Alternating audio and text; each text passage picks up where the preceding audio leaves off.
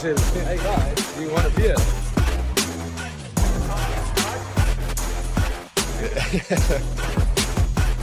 Just a little motivator, a little help. And then you're like Barney on the bus. That's why.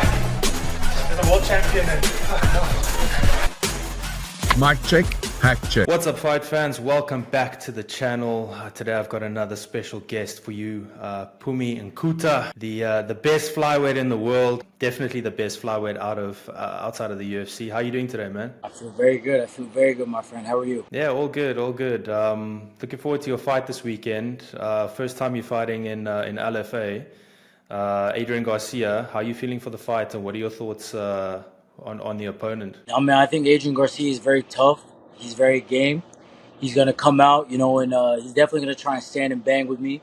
And I might have to oblige on this one, you know what I'm saying? So hopefully we give the fans a fun fight that they want to see. Yeah, 100%, man.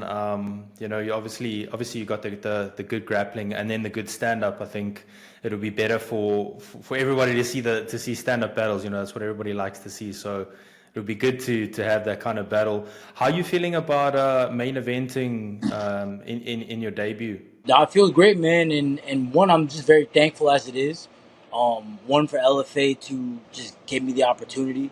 You know what I mean? I've had a tough time finding people to fight me and getting guys to sign on the dotted line and this and that, right? But, for LFA to one, get me this matchup, and two, put me in the main event without a belt on the line. I mean, I feel like that just kind of goes to show just how much LFA trusts me as a fighter in terms of, my marketability and what I have to show. You know what I mean? It's one thing to just be a regular fighter, but it's another to actually have championship aura and have that main event aura.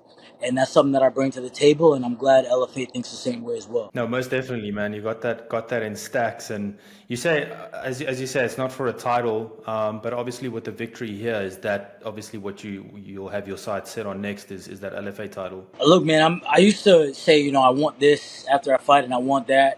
I'm at the point now where I'm game and I'm ready for anything. You know what I'm saying? If it's the LFA title, what's next?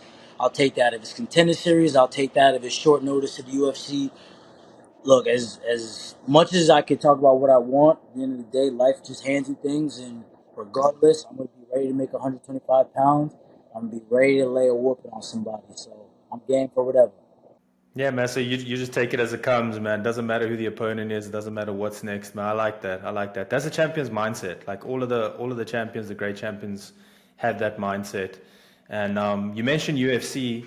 Obviously, the number one question, dude. Honestly, like every single time, whether it's in South Africa, outside of South Africa, when people talk about Phumi Nkuta, the number one question is, why is this dude not in the UFC?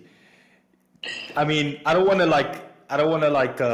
put you on the spot or anything like that, but like, why do you think it hasn't happened yet? Because I say hasn't happened yet because I'm 100% certain it's going to happen. It has to happen. But why in your mind do you think it hasn't happened yet? I got to be honest, I don't know. But the only thing I can do is just keep beating people, keep finishing people. I finished Adrian Garcia. That's a finish in 3 of my last 4. And the only one I wouldn't have gotten to finish him was at a weight class higher on 10 days notice. So, I can't speak on anything else. The only thing I know is I'm just going to keep fighting. I'm going to keep winning. And whoever they put in front of me, without a shadow of a doubt, I'm just going to prove that I'm the best flyweight in the world. I don't care if Pantoja's holding that belt. It doesn't matter. And I don't think other people really care as well. I think at the end of the day, people do know whether Pantoja's holding that belt or not, that Turbo Phumi Nkuta is the best guy in the world at 125 pounds. Hell yeah, man. And like I know they got the tough series coming up now. Was there ever like a chance of you getting on tough? I tried. I tried out for tough, man. I did a couple interviews. I ultimately wasn't selected. So here we are in the LFA main event.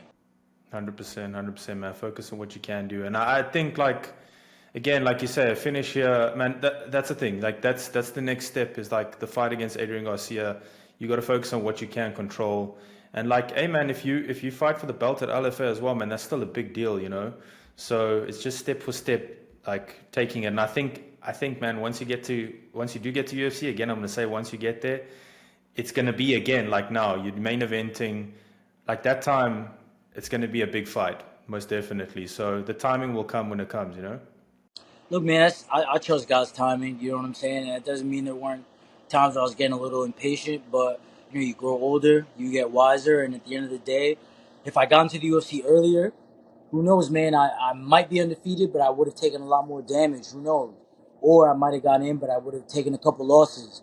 Right now, I'm in my prime, man, and I feel great grappling. I feel great striking. I feel amazing mixing it all up together. And at the end of the day, right now, I'm the best version of myself I've ever been personally and as a fighter. So, you know what I mean? Everything happens for a reason. If I get in tomorrow, I can guarantee you that this is going to be the best version that steps in that octagon. So, I'm not, it sucks, but at the end of the day, God's timing, and who knows, man, it could maybe all be for a reason. You know what I mean? 100%, man. I mean, like your teammate, one of your good friends and teammates, Merab. I mean, he had to wait forever to get his title shot, and I'm pretty sure if you talk to him, he's grateful that he was able. You know, the timing would have been better. Obviously, he would have liked the title shot earlier, but like, I mean, everything happens for a reason, and maybe there was a reason why it took so long for him to get one. So, Part of the game, man. It's like I said, though.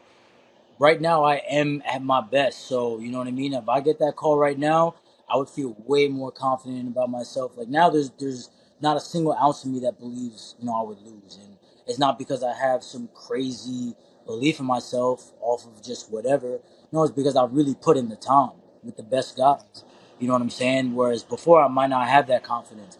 I didn't have the reps that I have now. I didn't have the miles on me that I have now. I'm not as back then I wasn't as wise as I am now. Right now, man, I'm primed. I'm focused. I'm ready, and I'm the best flyweight in the world. So I'm good to go. what does your week look like now for the leading up to the fight? Like, what is a typical sort of fight week for you?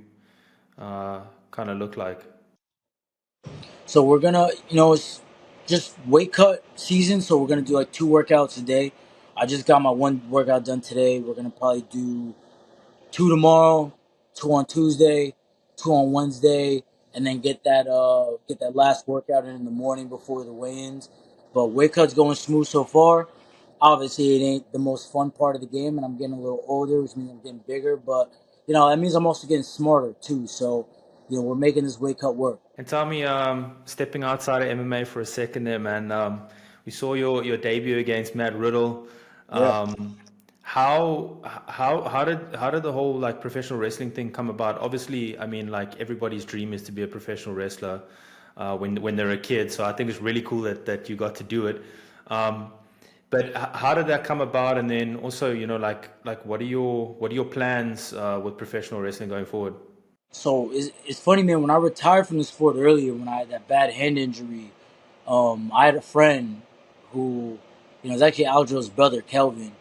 I remember him telling me, he's like, "Look, man, like you're just too good in front of a camera, and you're too athletic. It's like you got to do something with those skills, man. Like you got to speak on a microphone. You got to do something with it." And I just remember, man, my hand is still mangled up. Like you can even still see the difference now in it, right? But at that point, man, it was like, if I'm not gonna fight, still do something athletic, to still kind of show that sauce, that swagger that I bring on a microphone or a camera. Screw it, I'm a pro wrestler. You know what I mean? I know the guys are much bigger. I know the guys, are going to be bringing in that size. But at the end of the day, man, I train with the best. I fight. You know what I'm saying? And so I started training with the Amazing Red. If you know who that is, he's the guy who created the Canadian Destroyer. He created the Code Red. You know what I'm saying? Created, the style of wrestling that you see today, that fast-paced style. He's one of the OGs of that in that ROH era. So to learn from him, a guy who's well respected in the game, it was a pleasure. It was an honor, and he got me ready for that Matt Riddle match. And it had been some time since we trained, and I remember, I didn't have a fight coming up, and it was around November. And House of Glory, they hit me up and they were like, "Look, man, like, do you still want to wrestle? Because we got an opportunity for you." And I'm over here thinking, I'm like, shit, man, like, I'm really focusing on the fighting, but I do want to wrestle. What do we got? Who do we got that could like get me hungry? You know what I'm saying for this? Thinking about a couple of people, and they mentioned the name Matt Riddle. I was like, you know what? Sign me up. Matt Riddle, UFC veteran, WWE veteran, guy who's been in the game forever, super experienced. Give me that guy. You know what I'm saying? He's also a guy who fought and wrestled. Why not step in the ring with someone as badass as that? So we made that happen, and thank God, we got that win in there on that night. Was it an easy transition, dude? Because it looked like it literally looks like you've been wrestling for a decade. And like obviously the promo work and stuff like that, you're good on the mic. But like honestly, dude, like especially one particular moment was like when you hit him with the Hurricane Rana from the back, and then you went to the near fall and stuff, dude. Yeah. Honestly, that like I'm not glazing or anything. That looked like Rey Mysterio-esque, dude. It looked like it was like you've been wrestling for 10 plus years. Was it an easy transition? It was actually very difficult, man. Professional wrestling, man, is not hard. It's very hard. It's not easy, is what I meant to say. And I know some people might get on it and say professional wrestling is this, professional wrestling is that. Look, man, anybody who wants to make fun of professional wrestling, hop in that ring and do what they do. Get slammed the way they got slammed. You know what I'm saying? Like my second match, I got tossed into the crowd. I landed flat on my back. You know what I'm saying? Like I'm hurt from this sport. You know what I'm saying? Like it's not a joke. And as far as being good in that ring, one, thank you for the compliment. But two, that's like I said, credit to the amazing Red, who's helped me train. Credit to some of my training partners, as in that professional wrestling realm as well. But they got me ready. They got me primed, and I've been training professional wrestling at this point since 2022. So now that it's 2025. You know what I mean? I've been training for a while at this point. You know what I mean? Maybe not as long as some of the best guys, but I train very hard. I've been training for a while, and come on, man, you can expect more poison ranas out of me soon in that wrestling ring. That's for sure.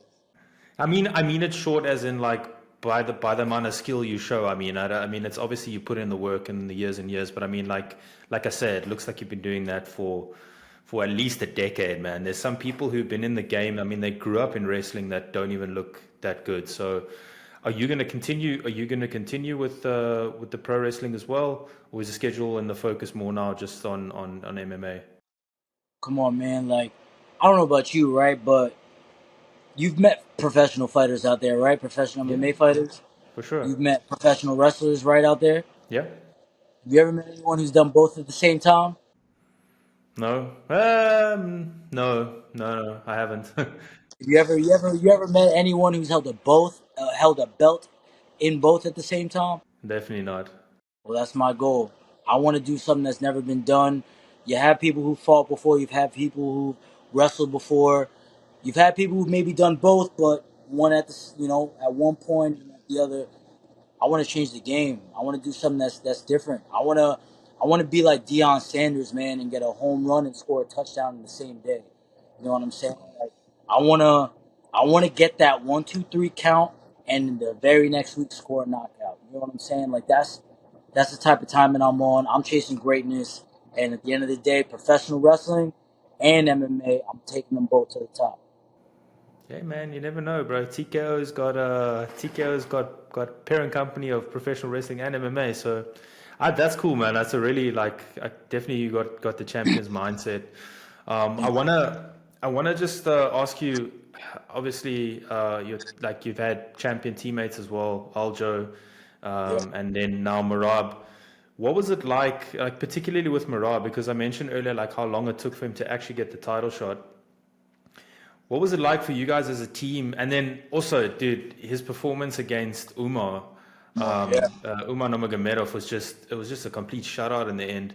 What was it like for the team now to have, particularly for Merab, because I know like it took him a little bit longer to get there. What was it like for you having trained with him? Because you guys have trained together for a long time, and then for the team to have his performance like that. It was, bro. Honestly, man, it was just really cool to like finally see one of the good guys winning. You know what I'm saying? Like I think in this sport, man, like sometimes you don't always see the good guys win. And for a guy like Merab who just worked from the bottom all the way to the top, man, just from doing construction and because when I joined the gym, man, it was 11 years ago. I've been there since before he was even in the UFC. You know what I'm saying? Before he was even a professional. I remember they were trying to look for amateur fighters from him because he just came from Georgia and no one would fight him as an amateur, so they just had to turn him pro. You know what I'm saying? Like, So to see where he was then, to see where he is now, man, just on the win streak that he's on, and then clearing house with Umar, winning at the Sphere, the first and only probably UFC event the Sphere is ever gonna do, and he's at the main event of that, holding the belt up high. It's humbling, it's awesome, it's really cool, and there isn't a guy who deserves it more than Merab. What's he like in real life, man? Because like like he looks like the most serious because he's dedicated to the training. Like there's stories of him going running even like all the time. Like people come do interviews and he like comes from a run. He's like, cool, let's do the interview. And then you see his Instagram. He's like hilarious on his Instagram, joking all the time. Like what's he like in real life? And then what's it like to train with him? Now he's a funny cat, man. He's actually a really good dude, and that's what makes him winning the belt that much better. Is he's not just a great fighter, but he's a great guy as well. This type of guy you want to see win. Even just to show right his personality. This is his personality in a nutshell, right? Last year for my fight in against Jesse Tafoya, not only did the guy fly out to help me out for the fight, he flew out, quartered me for the fight. He got the win. He's in a good mood. He's helping me out. He's getting me ready. And as I'm going to shower, because we're going to go get food after the fight, he tells one of my other cornermen, Steve Lee, he's like, while Pumi's in the shower, let's go on a run. So you know what I mean? It's 10 o'clock at night. We just got home from a fight. I got blood all over me, so I'm gonna shower. And this guy's like, "Yo, we're going for a run right now." You know what I'm saying? Like that's Merab in a nutshell, and that's why you gotta love him. That's ridiculous, man. That's again, man, champions mindset, man. I saw. Did you see him and Drickus? He's giving Drickus a couple of pointers on outside the hotel, man. I It's did. like such a Merab thing to do, man. But I'm sure it was good advice. Like I think because now with Drickus going with probably going to go fight Kamzat. I mean that type of wrestling is going to be for sure going to be important. Absolutely. Kamzat's dangerous, especially with the grappling, but Drickus is a strong cat, man. You know what I mean? So I like that matchup for him just because of the size and strength alone. And Drickus can carry that size and strength, for 5 rounds. Let's see if Kamzat can do that without getting gassed. Yeah, I've passed the second round, like that Gilbert Burns fight. I always go back to that fight, man. Like the Kamaru Usman fight as well, but like a Gilbert Burns fight as well, because Gilbert's actually he's fought at lightweight and he lasted the full 3 rounds with Khamzat. And Drickus is a strong dude. Like I've actually grappled with him. I was fortunate and unfortunate enough to grapple with him once. Dude, I was about to say, I think unfortunate is the word, my friend. That's a big cat. dude, the video. The video's on YouTube. Like I'll send you a link if you like. His choke, dude. His squeeze is ridiculous. Like there's also a video of him choking out a whole Gracie Baja team. Like he just goes. So they did these quintet events here in South Africa, and he just went and he's like, I'm gonna see how far it goes. And he tapped the first dude, second dude, third dude. But like when you see him squeeze, people are like, why'd the guy tap? But when you feel it, you're like, holy shit, it's a strong squeeze. Just lastly, man. One thing I wanted to ask you, man. When did you move to the US? Or were you born in the US or? So I was born. Yeah, I was born in the U.S. My mother, and my parents are South African, so they're from South Africa. But my mom moved, you know, during the apartheid. You know what I'm saying? She just wanted, a better life for me and my brothers. She didn't want us to have to go through some of the same struggles she went through. So she worked really hard, came to the U.S. and it's funny, we're like the only ones over here now. You know what I'm saying? Our cousins and uncles and everyone's in South Africa. I think we got like some in Canada, one in England, but everyone else is back in South Africa. So it's actually funny. She's actually going home to East London, where my family's originally from. She's going back, I think, on Wednesday. So funny you actually, yeah. Oh, nice. Have you been back? Like, how often have you gone back to South Africa? We usually go like every year, if not every other year. So I go back pretty often, and we visit family all the time. Okay, cool. Yeah, I know East London quite well because I grew up in PE, so it's like 3 hours apart. So we used to go to East London to go play rugby and stuff every year, well every second year pretty much. So okay, but you fight like under the South African flag still, right? Yeah, look, man. At the end of the day, I know I'm born in America, but it is the South African blood pumping through my heart. You know what I'm saying? And at the end of the day, like, when someone looks at me and they call me Pumalele, like, it doesn't really sound American. You know what I'm saying? So, Yeah, you know what I mean? for sure. So I'm as, I get it. I might not live there, but, at the end of the day, man, like, the South African culture is very much heavy in my house, very heavy in our family. And, our family's there and who we all keep in contact with. So definitely the South African blood is still pumping strong. Yeah, it's heritage, man. That's the thing, Yeah. It's like it's still in your heritage. It's in your DNA. So, and I was just wondering because I obviously see you with the South African flag, but then I was looking on topology as well and had the American flag. So I wasn't sure if they just made a mistake or. I know you rep the South African flag and like proudly and everything in the cage. So Absolutely. That's the thing too, man. I think it's like, I don't know, man. It's pretty inspiring for those guys too, because when I rock that flag, man, I do get a lot of messages from people out there who are South Africans who, as you know, the sport isn't as big over there as it is here. So it does inspire people over there to pursue the dream. It just makes the sport bigger in South Africa as a whole. And I love martial arts. I love mixed martial arts, and I think it's the greatest sport tenfold in the world.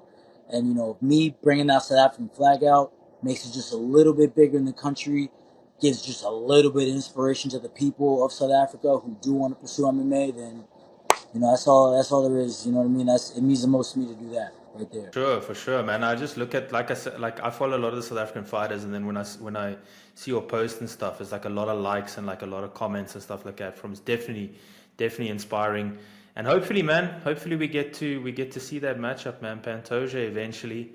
Have our second UFC South African UFC champion, but definitely, man, it's this that we looking forward to seeing you with the UFC gold for sure, man. In the future and having that second South African champion. Thank you so much, my friend. Thank you so much. Hopefully, we make it happen. 100%, man. I appreciate the time, Pumi.